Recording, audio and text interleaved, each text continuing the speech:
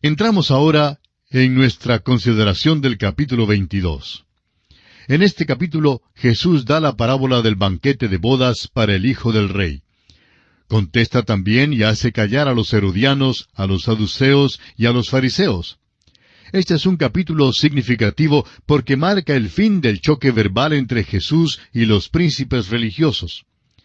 La parábola del rey que hizo un banquete de bodas es una continuación de la respuesta de Jesús a los principales sacerdotes y ancianos, respuesta que comenzó en el capítulo 21 con las parábolas de los dos hijos y del padre de casa que demanda el fruto de su viña.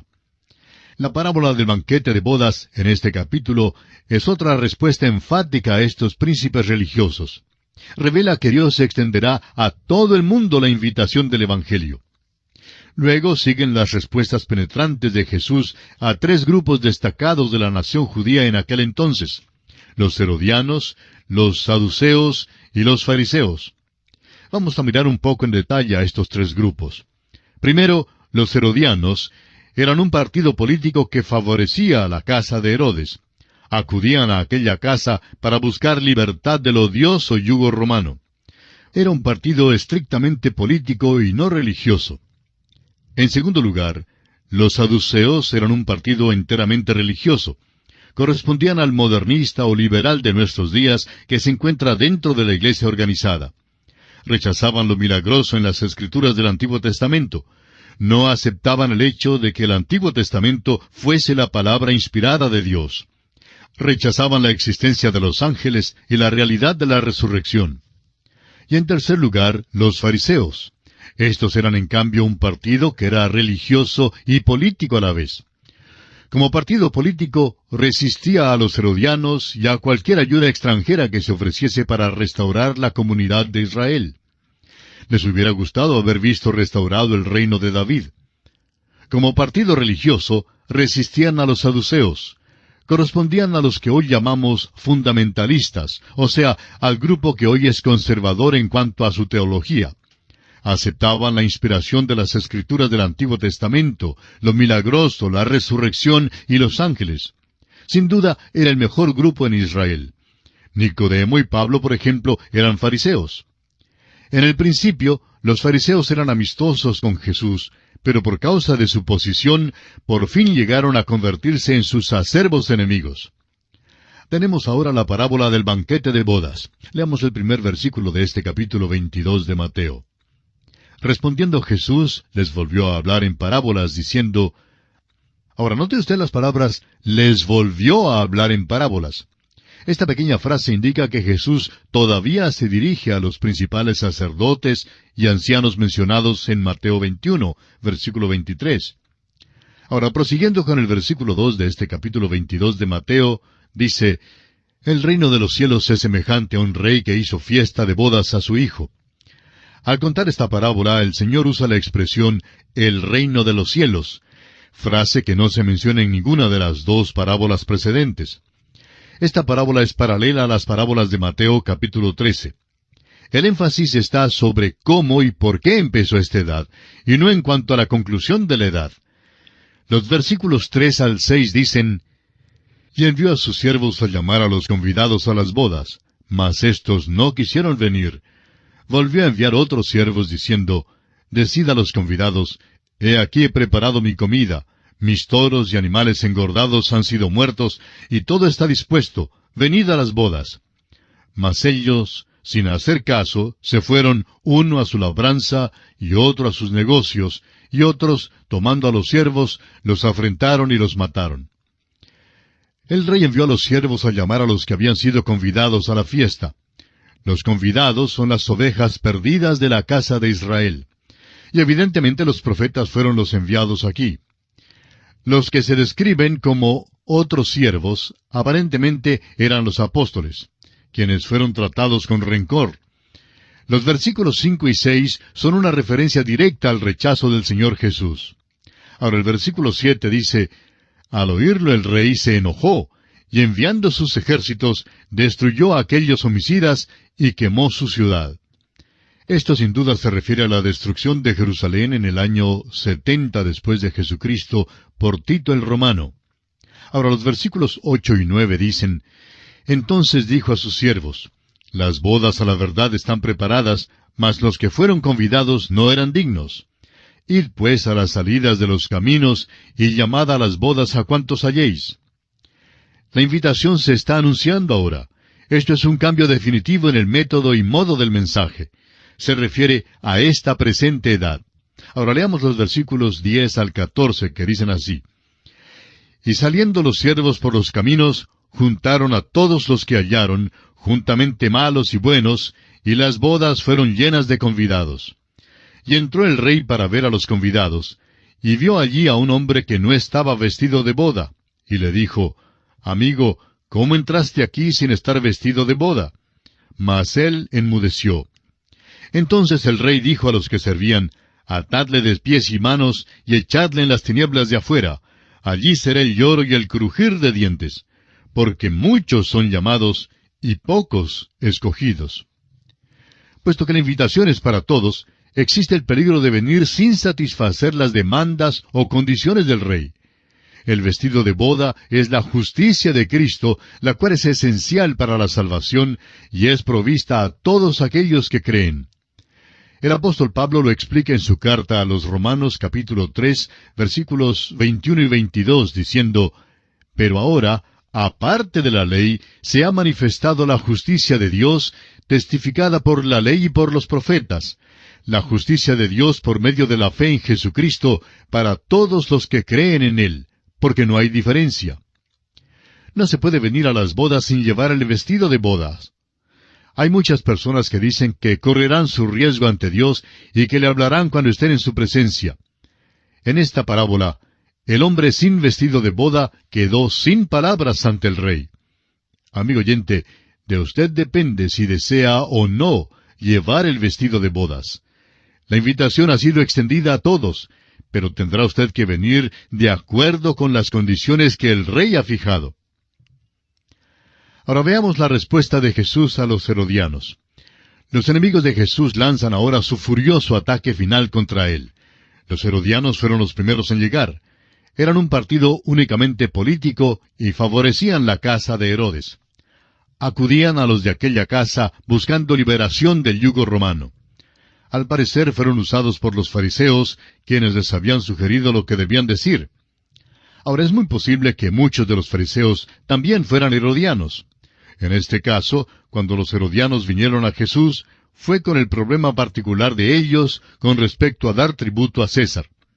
Leamos los versículos 15 y 16 de Mateo capítulo 22.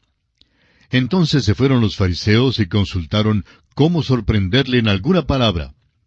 Y le enviaron los discípulos de ellos con los herodianos, diciendo: Maestro, sabemos que eres amante de la verdad, y que enseñas con verdad el camino de Dios, y que no te cuidas de nadie, porque no miras la apariencia de los hombres.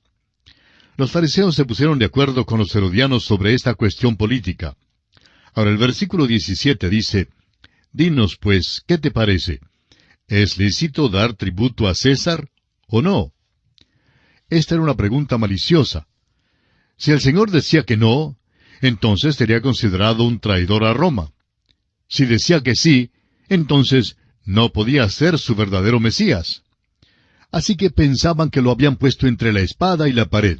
Pero nuestro Señor supo responderles. Leamos los versículos 18 al 22. Pero Jesús, conociendo la malicia de ellos, les dijo: ¿Por qué me tentáis, hipócritas? Mostradme la moneda del tributo. Y ellos le presentaron un denario. Entonces les dijo: ¿De quién es esta imagen y la inscripción? Le dijeron: de César. Y les dijo: Dad pues a César lo que es de César, y a Dios lo que es de Dios. Oyendo esto, se maravillaron, y dejándole, se fueron. Jesús los denunció y los llamó hipócritas, pero también contestó su pregunta. Hizo que ellos mismos suplieran el dinero para la lección objetiva, porque sin duda él mismo no tenía dinero propio. El dinero que le mostraron era la moneda de curso legal del gobierno romano, una moneda romana. Su contestación fue muy asombrosa, porque les dijo a los herodianos que ellos le debían algo a César, y también a él. Debían dar tributo a César porque usaban el dinero romano, caminaban en los caminos romanos, y gozaban de por lo menos una cierta medida de paz. por eso debían dar a César las cosas que eran de César. Pero les dijo también que tenían una responsabilidad para con Dios de dar las cosas que eran de Dios a Dios. Aunque debían algo a César, eso no eliminaba su obligación y responsabilidad para con Dios.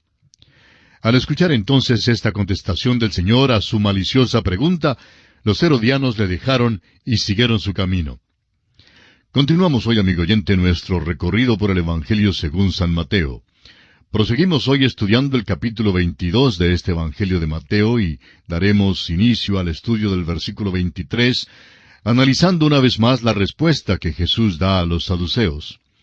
Después que salieron los herodianos, los saduceos vinieron a Jesús con su esfuerzo para hacerlo caer en el lazo.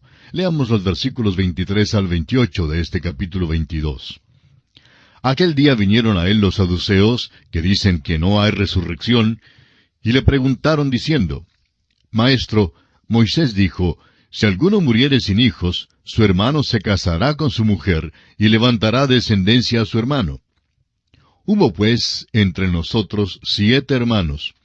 El primero se casó y murió, y no teniendo descendencia, dejó su mujer a su hermano. De la misma manera también el segundo y el tercero, hasta el séptimo. Y después de todos murió también la mujer. En la resurrección, pues, ¿de cuál de los 7 será ella mujer, ya que todos la tuvieron? Los saduceos no creían en la resurrección. Se sirvieron de una ilustración ridícula para tratar de atrapar al Señor. Imagínese usted una mujer que tuviera 7 hermanos como esposos. Ella debe haber vivido en Hollywood para poder lograr esto. Pero la pregunta de ellos fue, ¿de cuál de los 7 será ella mujer? Aquí los saduceos han errado en 2 cosas y el Señor les llama la atención sobre eso. Leamos los versículos 29 al 32. Entonces respondiendo Jesús les dijo, erráis ignorando las Escrituras y el poder de Dios. Porque en la resurrección ni se casarán ni se darán en casamiento, sino serán como los ángeles de Dios en el cielo. Pero respecto a la resurrección de los muertos, ¿no habéis leído lo que os fue dicho por Dios cuando dijo, yo soy el Dios de Abraham, el Dios de Isaac y el Dios de Jacob? Dios no es Dios de muertos, sino de vivos. Oyendo esto la gente se admiraba de su doctrina. Los saduceos desconocían 2 cosas. Primero, las Escrituras, y en segundo lugar, el poder de Dios. Fue su ignorancia en estos asuntos la que los impulsó a escoger una ilustración tan ridícula. El Señor, sin embargo, pronto los desenmaraña respecto a esto. No les dice que serán ángeles en el cielo, sino que serán como los ángeles, en el sentido de que no se casarán ni serán dados en casamiento. No habría ninguna necesidad de continuar la raza humana por medio del nacimiento después de la resurrección. No habrá ninguna multiplicación de una raza por medio del nacimiento en el cielo. No habrá tal cosa como la relación de matrimonio en el cielo con el fin de propagar la raza. El Señor concluye su explicación diciéndoles que Abraham es tanto Abraham hoy en día como jamás lo fuera. Lo mismo es verdad en cuanto a Isaac y a Jacob. Estos hombres están vivos y simplemente han sido transferidos al cielo.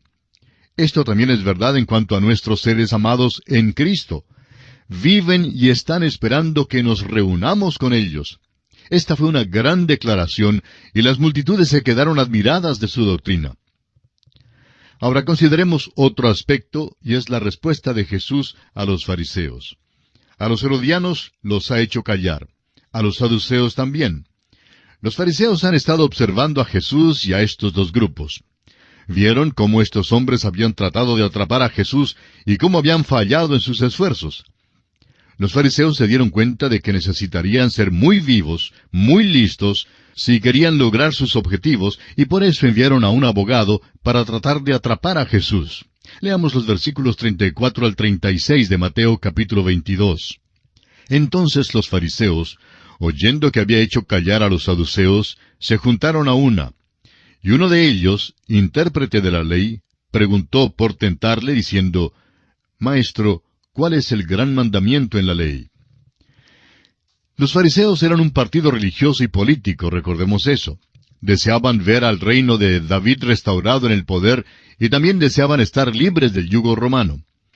En sus esfuerzos por restaurar el reino, podían juntarse con los herodianos, pero como partido religioso resistían toda alianza con los saduceos. Los fariseos corresponderían hoy en día a la facción conservadora de la iglesia organizada, y los saduceos podrían corresponder a la facción liberal.